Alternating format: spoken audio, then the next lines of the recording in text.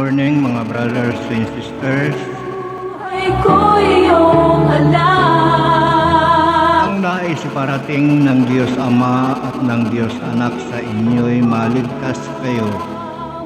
At before that, ako'y mananalangin po, hihingi ng guidance.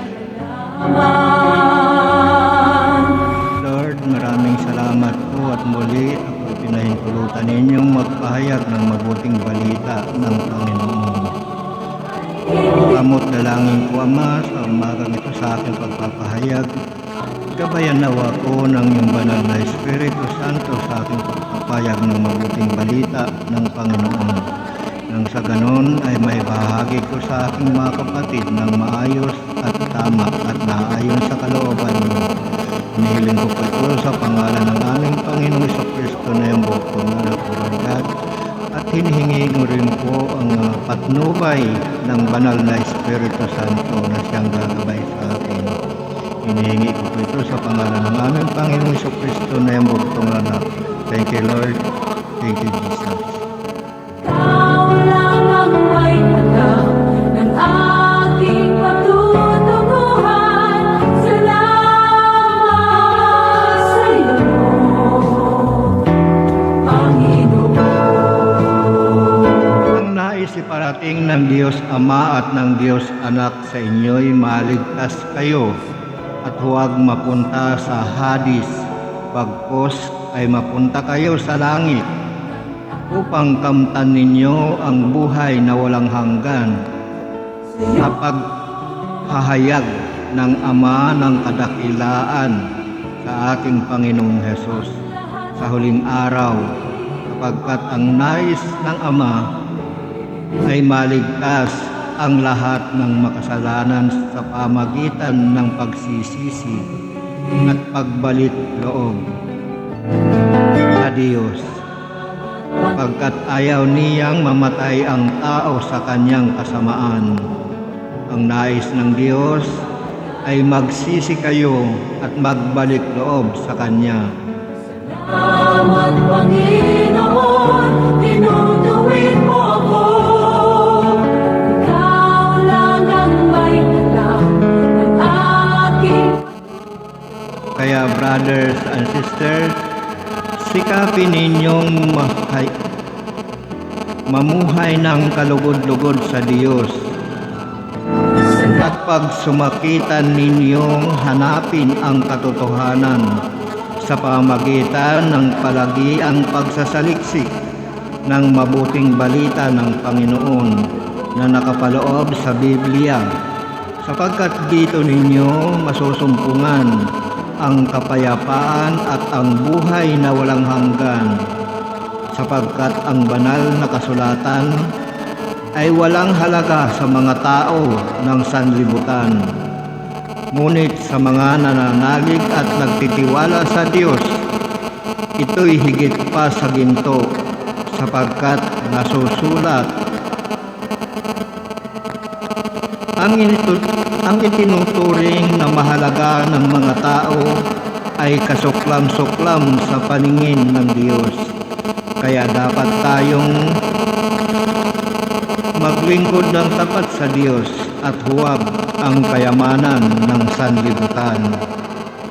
So, tunghayan po natin ito, mga brothers and sisters, sa Lucas 16 verse 1 hanggang 31.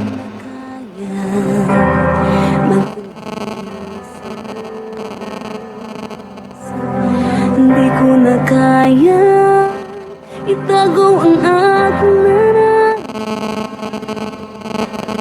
nais mo sa akin, ang totoo sa'yo, kaya ako'y lumalapit upang turuan mo ako. Turuan mo akong magpuri sa'yo. Turuan mong maging totoo ang awit ko, pagkat batid mo ang Sinabi rin ni Jesus sa kanyang mga alagad, May isang mayaman na may isang katiwala. Isinumbong sa kanya na linulustay nito ang kanyang ari-arian. Kaya't ipinatawag niya at tinanong, "Ano ba itong naririnig ko tungkol sa iyo? Sulit mo sa akin ang buo na kaya. ang pangangasiwa mo sa aking ari-arian, pagkat mula ngayon ay hindi na ikaw ang katiwala ko." Tago ang Wika ng katiwala sa sarili.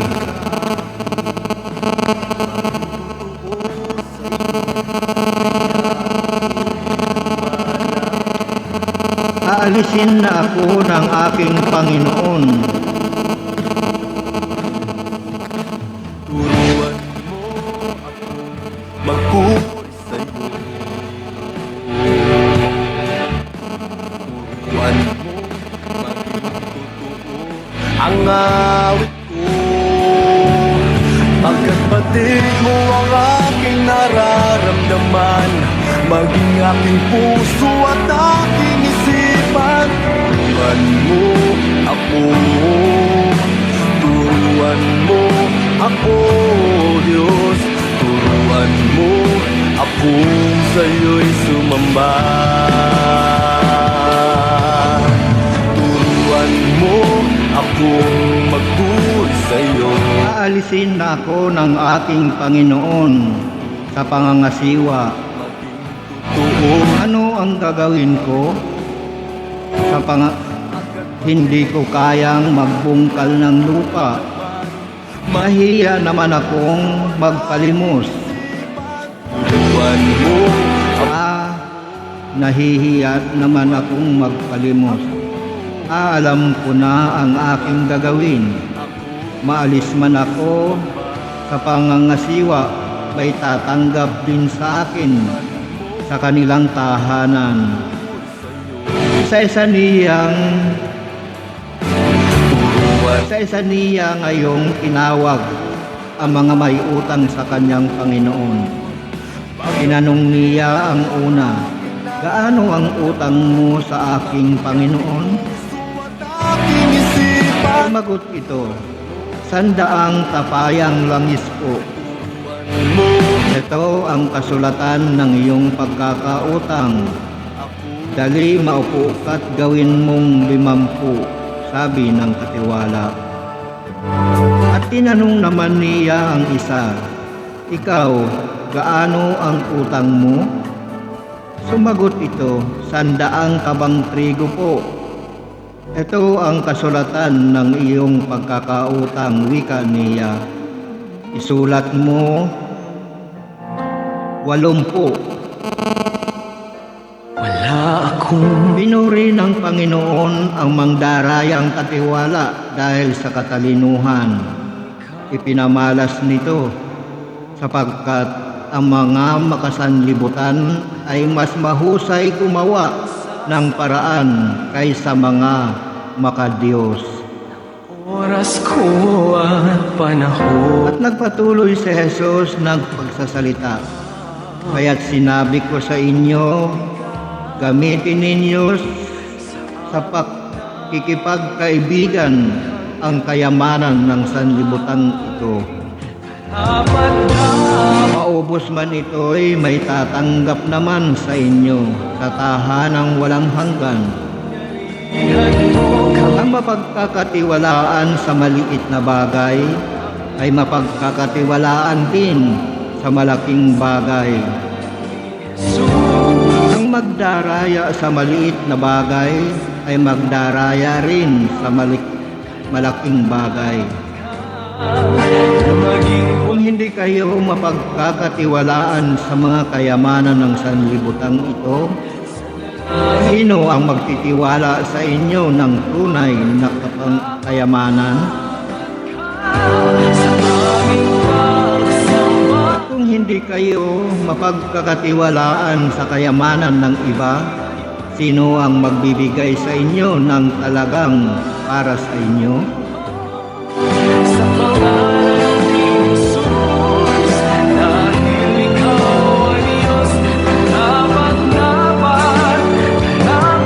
makapaglilingkod ng sabay sa dalawang Panginoon, kapagkat kapuputan niya ang isa at iibigin ang ikalawa. Paglilingkuran ng tapat ang isa at hahamakin ang ikalawa. Hindi ninyo mapaglilingkuran ng sabay ang Diyos at ang kayamanan. Ikaw ay Diyos, karapat-dapat ka.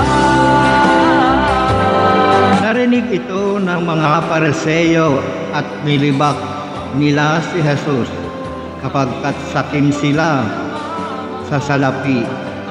Kaya't sinabi niya sa kanila, kayo ang nagpapanggap na mga matuwid sa harapan ng mga tao. Ngunit nasasaliksik ng Diyos ang inyong mga puso, sapagkat ang itinuturing na mahalaga ng mga tao ay kasuklam-suklam sa paningin ng Diyos.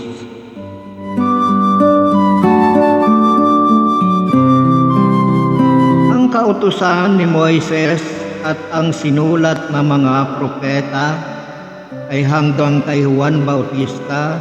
Buhat noon ipinangangaral ang mabuting balita tungkol sa kaharian ng Diyos. At bawat isa'y sa pilitang pumapasok dito, magaan pang maparam ang langit at ang lupa, kaysa mawalan ng bisa ang kalit-liitang bahagi ng kasulatan. Asa sa bawat isa,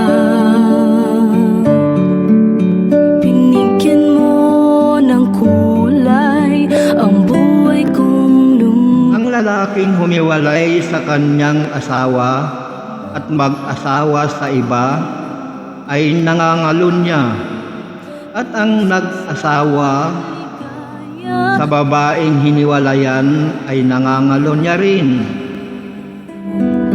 May isang mayaman nagdaramit ng mahalin at saganang-sagana sa pagkain araw-araw. At may isa namang pulubing nagngangalang Lazaro, tadtad ng sugat, makikita nakalupasay sa may pintuan ng mayaman upang mamulot kahit mumo. Nahuhulog mula sa hapag ng mayaman, at dooy nilalapitan siya ng aso at dinidilaan ang kanyang mga sugat. Namatay ang pulubi at dinala ng mga anghel sa piling ni Abraham. Namatay rin ang mayaman at inilibing sa gitna ng kanyang pagdurusa sa Hades. Sumingala ang mayaman at kanyang natanaw sa malayo si Abraham, kapiling si Lazaro. buhay na At sumigaw siya, Amang Abraham, mahabag po kayo sa akin. Utusan ninyo si Lazaro na isausaw sa tubig ang dulo ng kanyang daliri at palamigin ang aking dila, sapagkat nahihirapan ako sa apoy na ito. Ngunit sinabi sa kanya ni Abraham, Anak, alalahanin mong nagpasasa ka sa buhay sa ibabaw ng lupa. At si Lazaro'y nagtiis ng kahirapan, ngunit ngayoy inaaliw siya rito, samantalang ikaw namay nagdurusa.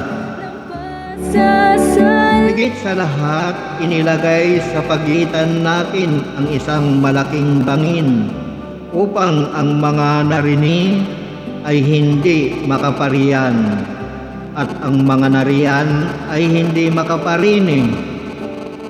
At sinabi ng mayaman, kung gayon po, Amang Abraham, ipinamamanhik ko sa inyong papuntahin ninyo.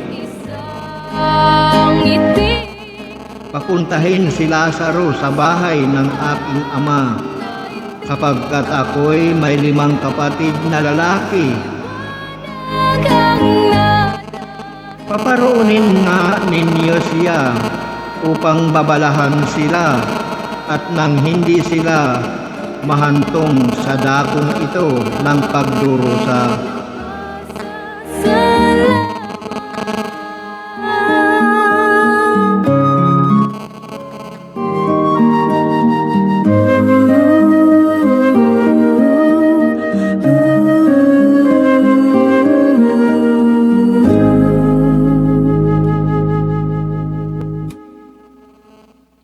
Ngunit sinabi sa kanya ni Abraham na sa kanila ang mga sinulat ni Moises at ng mga propeta.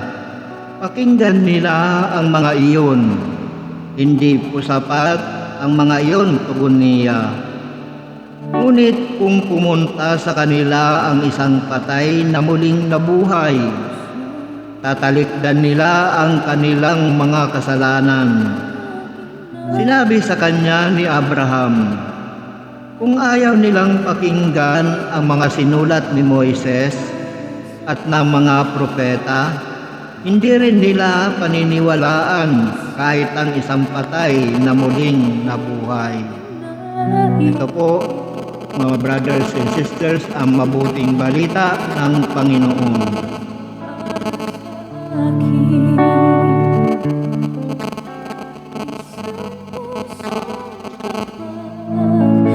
Sa'yo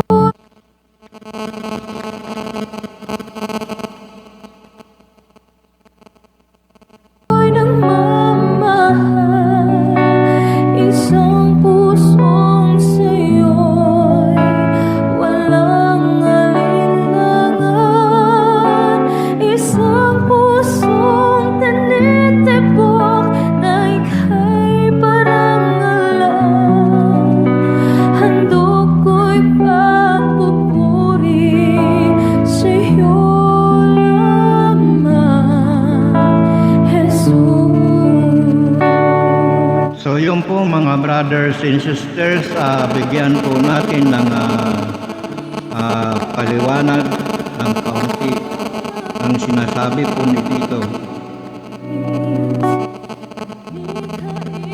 Dapat tayong magsisi mga brothers and sisters sa ating mga kasalanan at magbalik loob tayo sa Diyos upang tayo'y maligtas at hindi tayo mapunta sa Hades, pagkos ay mapunta tayo sa langit sa pamagitan ng pagsisisi natin at pagbabalik loob sa Diyos, sapagkat sa Kanya lamang matatagpuan ang buhay na walang hanggan. So, dapat natin pagsisihan at magbalik loob na tayo sa Diyos, mga brothers and sisters. So, tunghayan natin ito sa Ezekiel chapter 18 verse 21 hanggang 24. Matuwid ang tuntunin ng Diyos. Ito po ang mabuting balita, ang salita ng Diyos Ama. Kung ang isang taong masama ay tumalikod sa kanyang kasamaan, sumunod sa aking mga tuntunin at gumawa ng mabuti, siya ay mabubuhay. Kakalimutan na ang lahat ng nagawa niyang kasalanan at mabubuhay siya dahil sa kabutihang ginawa niya sa bandang huli. So yun po mga brothers and sisters, kahit na nung tayo'y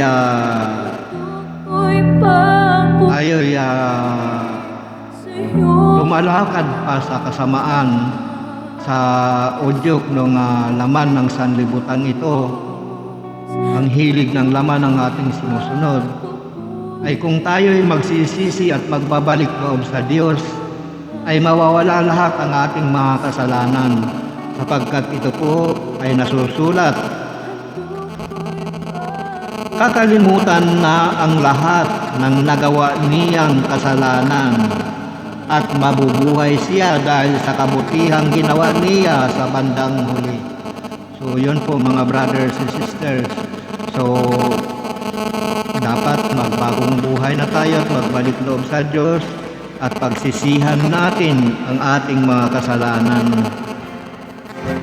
sapagkat talagang tao sa mundong ito, sa sanlibutan ito ay likas na makasalanan. Malibang tayo'y magbago at magbalik loob sa Diyos, tayo'y hindi maliligtas sapagkat likas na makasalanan ang katawang lupang ito. Hindi ko ikinasisiya ang kamatayan ng masama, sabi pa ni Yahweh. Ang ibig ko nga siya'y magsisi at magbagong buhay. Yung po mga brothers and sisters, hindi po ikinasisiya ng Diyos Ama na mamatay ang isang tao dahil sa kanyang kasamaan.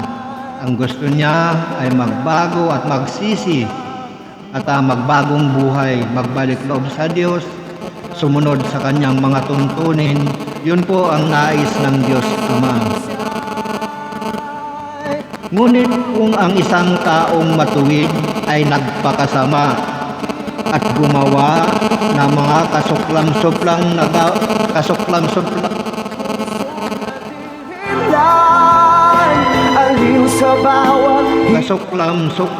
na gawain, hindi siya mabubuhay. Mamamatay siya dahil sa kanyang pagtaksil at sa kasalanang nagawa.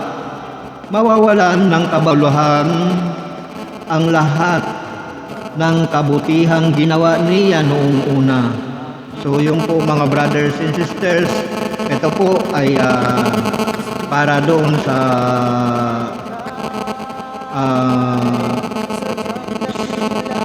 mabuti, na kung tayo isang mabuti at magpapakasama tayo, ayan po ang magiging parusa po natin. Tayo'y mamamatay kung tayo'y gagawa ng mga kasalanan. Kung tayo'y dating mabuti at gumawa ng kasuklam-suklam, ganun din po ang parusa sa atin, sapagkat ang Diyos ay matuwid.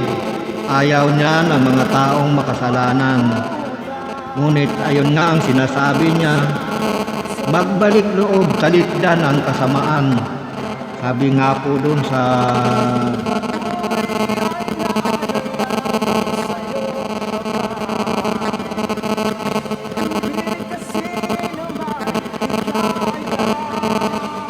kailangan natin talikdan ang ating mga kasamaan, sapagkat inuulit ko nga, sapagkat ang katawang lupang ito ay likas na makasalanan. Wala ngang mabuti, ang sabi nga nasusulat. Walang mabuti, wala kahit isa.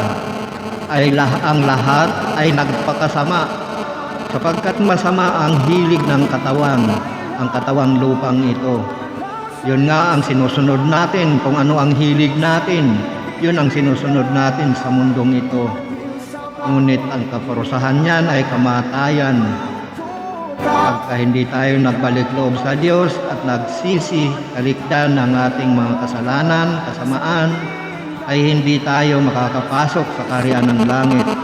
Bagkos sa Hadis ang bagsak natin, doon sa dagat-dagatang apoy. Lalangoy-langoy tayo roon.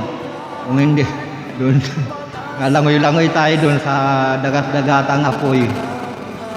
Ayan ang magiging huling parusa sa mga taong suwail, sa mga taong gumagawa ng pagkakabaha-bahagi, sa mga taong lumilikha ng mga kasalanan, mga tao na nagiging dahilan ng pagkakasala ng kanilang kapatid.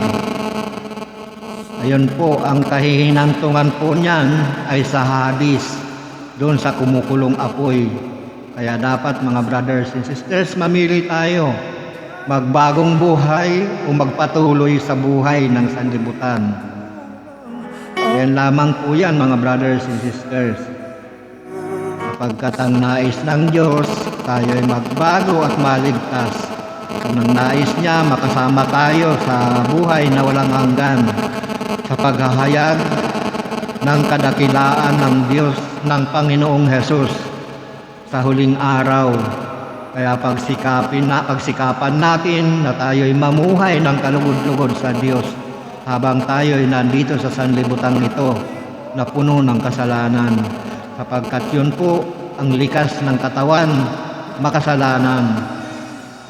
Ang mundo ko ay kasing bigat ng alon sa daan. So dapat mga brothers and sisters, maglingkod tayo ng tapat sa Diyos, sa Panginoong Hesus, sapagkat walang makapaglilingkod sa dalawang Panginoon, sapagkat ang isa ay hahamakin at ang isa naman ay pararangalan. Kaya dapat paglingkuran natin ng tapat ang Diyos, sapagkat siya lamang ang nagbibigay, sapagkat ang Diyos ay tapat sa kanyang mga pangako. Kung ano ang ipinangako niya, yun ang ipinagkakaloob niya sa mga taong sumusunod sa kanya at nananalig at nananampalataya sa kanya. Ang mga taong hindi gumagawa ng liko na mga kaisipan, sapagkat ayaw ng Diyos ang mga likong kaisipan, mapaghusga. Ayaw ng Diyos noon. Ang gusto niya, tayo ay magkakapatid,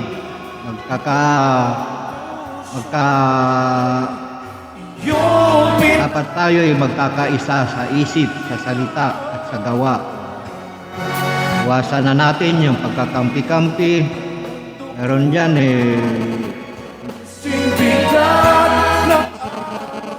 So tunghayan natin ito sa Matthew 6 verse 24. Diyos o kayamanan. So mamili kayo doon, brothers and sisters.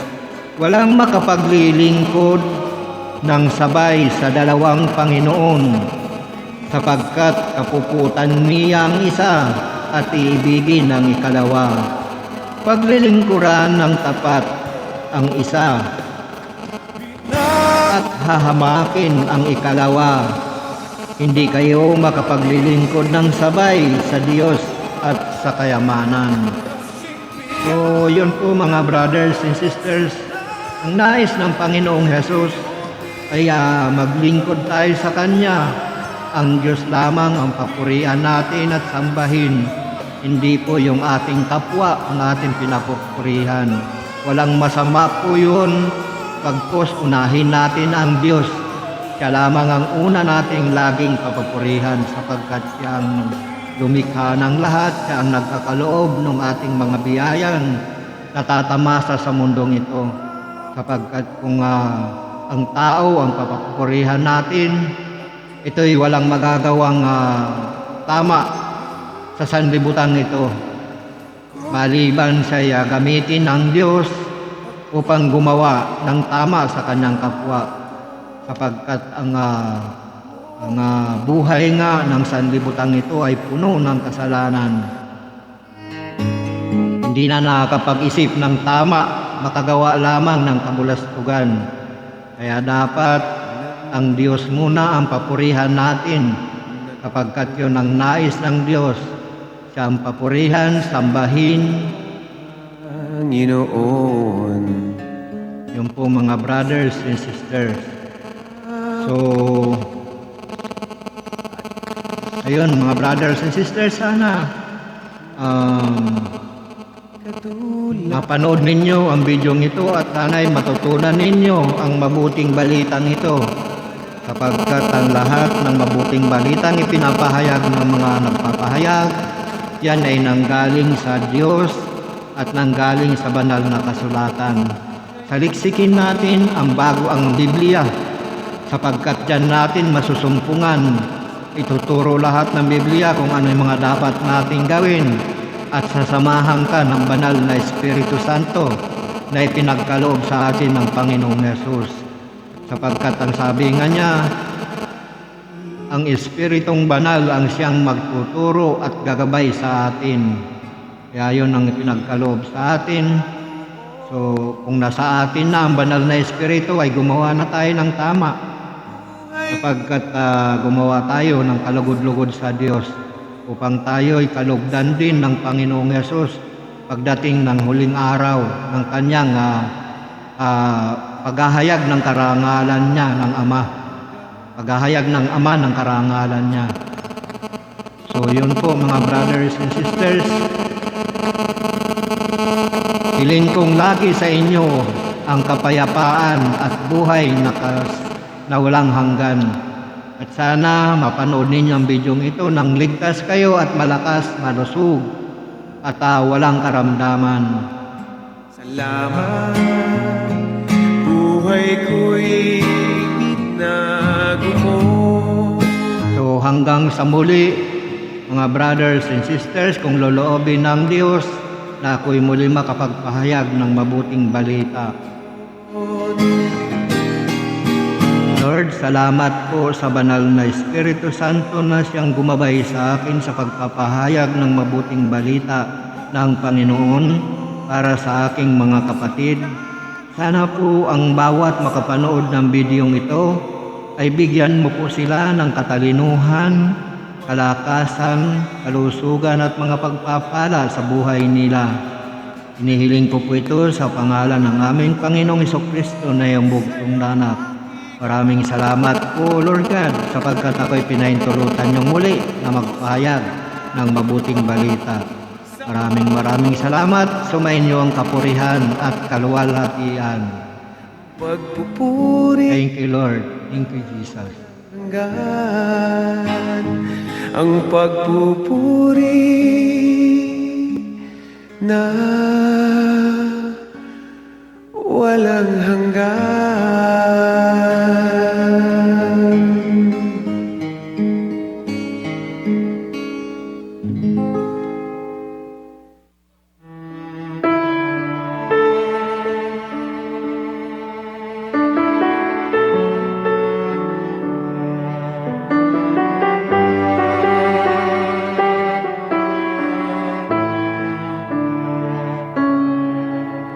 Kapag ako'y nalulumbay, alam kong nariyan ka, aking nadarama. Sa tuwing ako'y lumuluha, alam kong nariyan ka, kaagad umaramay. Walang hanggang pasasalamat sa iyong pagmamahal, pagkat ako'y pinatawad mo sa mga sala ko. Dumating man sa buhay ko na ako'y nag-aalinlangan, gayon pa lang ang samo ko sa'yo, O Diyos. Ko'y ingatan mo.